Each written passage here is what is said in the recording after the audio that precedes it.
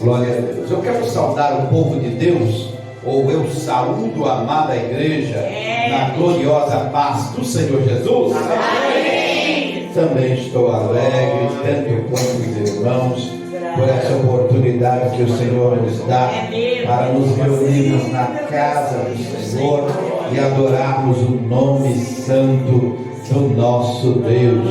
Aleluia.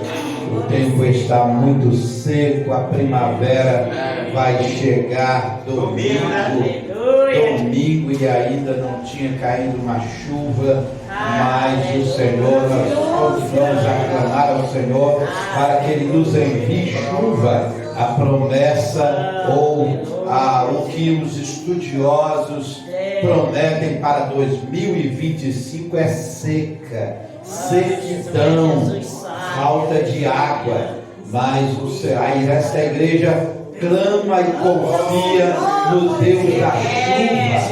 Aleluia, graças a Deus. Abra sua Bíblia no conhecido livro do profeta messiânico. Livro do profeta messiânico, o profeta que mais profetizou, que mais vezes profetizou sobre a vida do Messias prometido a Israel. É o livro do profeta Isaías, um dos profetas maiores. Aleluia, glória a Deus. Profeta Isaías, glória a Deus, capítulo 9. Glória a Deus.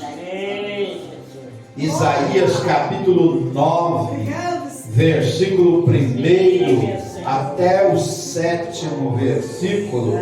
O verso 1 diz assim: apesar de tudo, eis que não haverá mais escuridão para todos quantos estavam desesperançados. No passado ele humilhou a terra de Zebulon e de Naftali. Contudo, no futuro cobrirá de glória a Galileia dos gentios, o caminho do mar, o além do Jordão, o distrito das nações. O povo que andava nas trevas viu uma grande luz. Sobre os que habitavam na terra da sombra da morte resplandeceu a luz.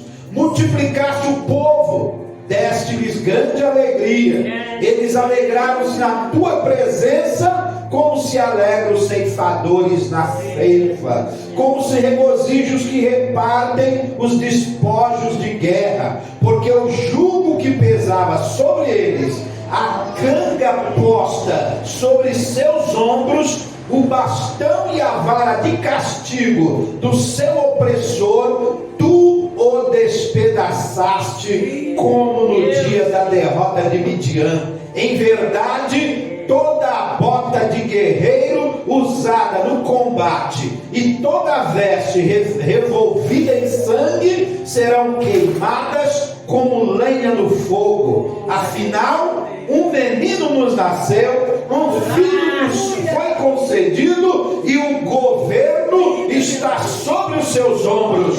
Ele será chamado Conselheiro Maravilhoso, Deus Todo-Poderoso, Pai Eterno, Príncipe da Paz. Ele será descendente do rei Davi. O seu poder como rei se multiplicará sobremaneira e haverá plena paz em todo o seu reino. As bases do seu governo serão a verdade e a justiça desde agora e para sempre. O Senhor dos exércitos fará com que tudo isso se realize. Tome o seu assento, exaltando, glorificando e adorando o nome de Jesus. Aleluia, glória a Deus. De todo o livro de Isaías, tem vários temas relevantes, importantíssimos, mas o capítulo 9, o versículo 6 é o tema central do livro de Isaías. Aleluia, um filho nos nasceu, um um menino nos nasceu, um filho se nos deu ou nos foi concedido, e o governo está sobre os seus ombros. Aleluia, louvado seja Deus. Isaías, na verdade, foi um grande profeta de Deus. Interessante que Isaías não era um homem qualquer, ou não era um pobrezinho, não. Isaías era um homem de linhagem real, não é? Nós entendemos que quando ele escreve no ano em que morreu o rei Uzias, eu vi o Senhor assentado sobre o seu trono. Porque ele cita o rei Uzias? Porque ele tinha grau de parentesco com este rei. Então ele era de linhagem real em Judá. Aleluia. Então Isaías, o profeta, nasceu em uma família influente da alta classe judaica. Teve fácil trânsito ou passagem entre a realeza de Israel e chegou a ser, olha, Isaías não era um simplesinho homem, não. Ele chegou a ser conselheiro de Estado para assuntos internacionais. Conselheiro de Estado para assuntos internacionais do reino de Judá. Isaías não era pouca coisa, não. Isaías era muito importante, um homem sábio, um homem influente. Teve um posto de ministro, não é? De assuntos internacionais do reino de Judá. Então Isaías era muito importante e influente no reino de Judá. Isaías também, ele casou-se, ele teve esposa, não é? Lá no capítulo 7 e o versículo 3 fala que ele teve 2 filhos, Sear-Jazub e Maer-Shalal-Hashbaz. Então tudo indica que ele passou a maior parte da sua vida em Jerusalém, profetizando. E ele profetizou, ou ele viveu na época de outros 3 profetas conhecidos na nossa Bíblia, conhecidos como os profetas menores. Então ele viveu na época de Amós, na época do profeta Oséias e na época do profeta Miqueias. E ele também profetizou muito na época daquele rei abençoado, que foi um rei muito usado, que se deixou usar por Deus para abençoar o povo judeu, que foi Ezequias, não é? Aleluia. Isaías então trouxe profecias muito interessantes para o povo de Israel. O povo de Israel, a profecia de Isaías diz que o menino que nasceu e que foi concedido ao mundo, ele seria o descendente de Davi. Mas o povo de Israel já sabia que o descendente de Davi foi Salomão, não é? Mas aí, aqui esta mensagem bíblica não aponta para o sucessor de Davi na terra, terreno, mas sim um sucessor espiritual. Por que Davi? Porque Davi foi o maior e grande rei de Israel, não é? O mais conhecido, o homem que mais buscou a Deus, o homem que mais escreveu salmos, até provérbios, não é? Então Davi é o grande rei de Israel. Por isso que o profeta Isaías escreve: olha, o Messias, ele será o descendente de Davi, mas no sentido espiritual. Então Davi não tem descendente, ou não teve descendente até nascer o Messias. Então Jesus é o verdadeiro descendente, o sucessor de Davi. Aleluia, louvado seja Deus. Tanto é que ele é conhecido como o da tribo de Davi, da tribo de Jessé, não é? Então ele, descendente de Jessé, descendente de Davi. Então, na verdade, Isaías ele teve uma bênção gloriosa da parte de Deus, que foi trazer essas profecias para a nação de Israel e que alcançava todas as demais nações. Até então, o povo judeu achava que o Messias viria só para eles. Até hoje eles acham isso, não é? Eles querem um Messias para ele, mas como o Messias veio e eles não receberam, nós damos graças a Deus, porque nós aceitamos, recebemos o Messias já veio para a igreja, já está com a igreja já está se preparando para agora não mais receber o Messias nessa terra, mas ir para a morada do Messias, morada eterna, morada celestial. Aleluia, glorioso é o Senhor. Então nós aprendemos com Isaías.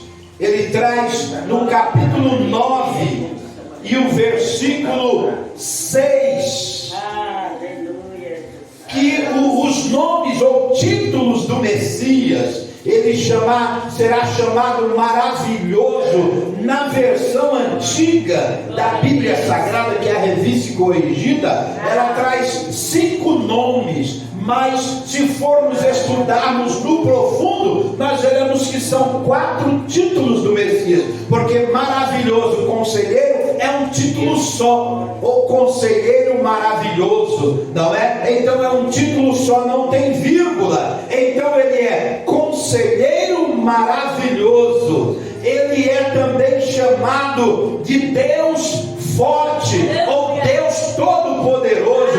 Ele é chamado também de Pai da eternidade, ou ainda Pai eterno. E não tem o E, tem uma vírgula. Príncipe da paz. Quando um texto termina com títulos e ao invés da última palavra ou do último título ter o E, ele ter uma vírgula, significa que tem continuação. O E, então, ele encerra aqueles nomes, aqueles títulos. E os títulos do Messias não se encerram aqui. Por isso termina, olha, na vírgula antes do último título. Aleluia, porque o Messias é o conselheiro maravilhoso. O Messias, ele é chamado de Deus forte ou Deus todo-poderoso. O Messias é chamado de Pai eterno ou Pai da eternidade, Príncipe da paz. Aleluia, louvado seja Deus. Então o profeta Isaías foi muito abençoado por Deus para trazer essas profecias. Aleluia, mas não pense que Isaías viveu tempos facílimos, enquanto ele estava profetizando, vivendo na época de um rei bom, um rei abençoado e usado por Deus, que era Ezequias. Ele também recebeu a bênção de Deus. Ele profetizou com alegria, ele profetizou sem precisar sofrer tanto como outros profetas. Mas o rei Ezequias morreu, veio outro sucessor chamado Manassés, e Manassés foi um rei mau, um rei ímpio, um rei que não aceitava a palavra de Deus. Por isso Isaías, o profeta, ele teve uma morte trágica, uma morte horrível, uma morte terrível. Este rei Manassés, já que Isaías não parava de falar do amor de Deus, de pregar que o Messias viria para resgatar Israel, para abençoar Israel, o Messias viria no seu tempo. Manassés não aceitou esta profecia e mandou que preparasse um tronco de árvore, mandou que deixassem aquele tronco oco e mandaram colocar o profeta Isaías dentro daquele tronco e chamou o serralheiro. O serralheiro então veio com a sua serra e serrou aquele tronco com o profeta dentro, cerrou ao meio. Esta foi a morte do profeta Isaías, só porque pregou a palavra de Deus. Aleluia. Nós vivemos dias difíceis também de se pregar a palavra de Deus. Os homens querem se unir aí com o mal para inserir leis na nossa Constituição, para nos impedir de dizer que Jesus salva, que Jesus é o único Salvador, que Jesus é o único Senhor, que Jesus é o único que deve ser adorado por nós. Eles não querem isso. Eles querem que a sociedade adore a quem quiser. Pode até adorar Satanás, pode até adorar Lúcifer, pode até adorar os demônios. O que eles querem é isso. Chamam isso de liberdade religiosa. Aleluia. Mas o profeta Isaías não se deixou levar por essa liberdade religiosa. Ele pregou a palavra de Deus. Ele pregou juízo também para a nação de Israel. E o mais importante, o tema central, é que ele profetizou a vinda do Messias. O menino nos foi concedido. Aleluia. O menino nos nasceu. Um filho nos foi concedido. E o principado, ou seja, o poder, a autoridade, o governo está sobre os seus ombros. Os homens tentam governar de todas as formas, não é? Querem ditar leis lá na nossa vizinha, país vizinho aqui do nosso Brasil, a Venezuela, que vive uma crise sem precedentes, não é? Tem mais presos políticos do que aqueles países do Oriente Médio.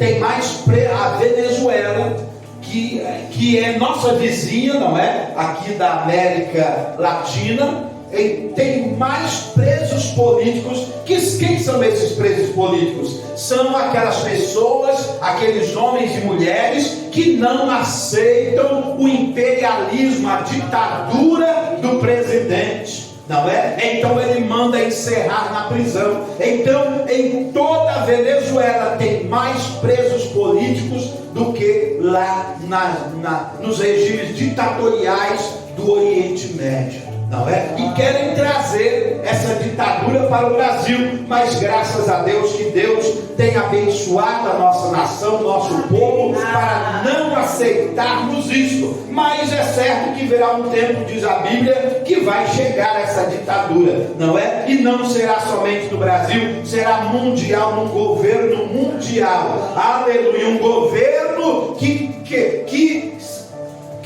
vai querer parecer um Deus, vai querer ser adorado como Deus, mas o verdadeiro Deus é o Messias. O governo, ou o comando, a autoridade, o poder está sobre os seus ombros. Aí os judeus não entendiam quando o Messias chegou, porque eles esperavam que o Messias fosse reinar nos dias deles. Mas o Messias, ele veio como um cordeiro para sofrer, para morrer e para ressuscitar, porque a morte não teve poder e autoridade para segurar na sepultura.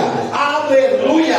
3 dias era para o corpo de Jesus estar em estado de putrefação, o pior estado do corpo humano. Ninguém aguenta chegar perto, mas o corpo de Jesus não sofreu putrefação alguma, porque a morte não teve autoridade para segurá-lo na sepultura.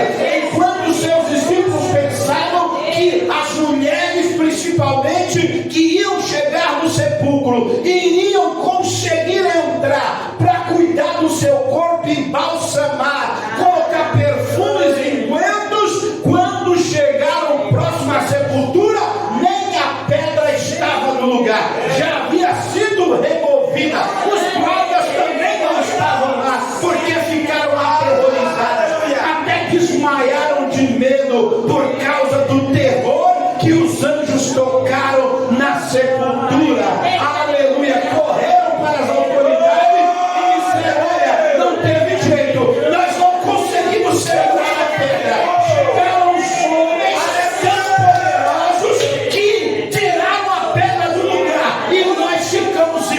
jovens, nós não tivemos força nem de levantar a espada. Aleluia! E quando as mulheres chegaram, disseram: olha, onde está o meu Jesus? E o Messias não estava lá. Aleluia! Estavam dois anjos, um sentado aos pés, outro à cabeceira, e disseram: por que vocês buscam um vivo entre os mortos? Ele já ressuscitou, ele não está aqui.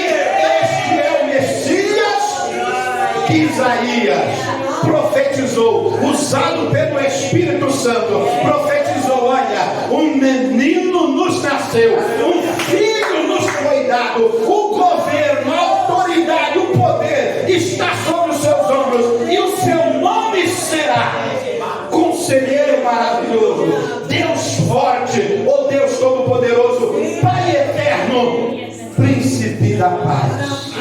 Aleluia! Louvado seja Deus. Eu tenho 3 minutinhos para lembrar por que o Messias é maravilhoso conselheiro. Porque Jesus veio para ser aquele que nos ensina e nos aconselha. Por isso que ele é maravilhoso conselheiro. Aleluia! Louvado seja Deus. Também porque ele é Deus forte ou Deus poderoso, porque ele tem todo o poder e toda a autoridade de Deus. Aleluia, louvado seja Deus. Certa vez os discípulos estavam, quando Jesus ressuscitou, não havia aparecido para eles ainda, estavam guardados, escondidos dentro de uma sala subterrânea, e de repente Jesus apareceu no meio deles e disse: olha, paz seja convosco.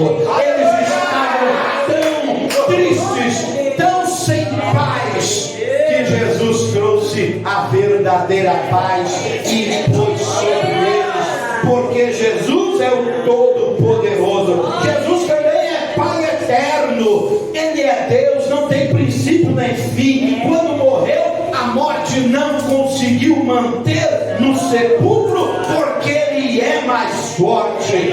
Assim como Jesus é eterno, ele dá vida eterna a todos os que creem nele.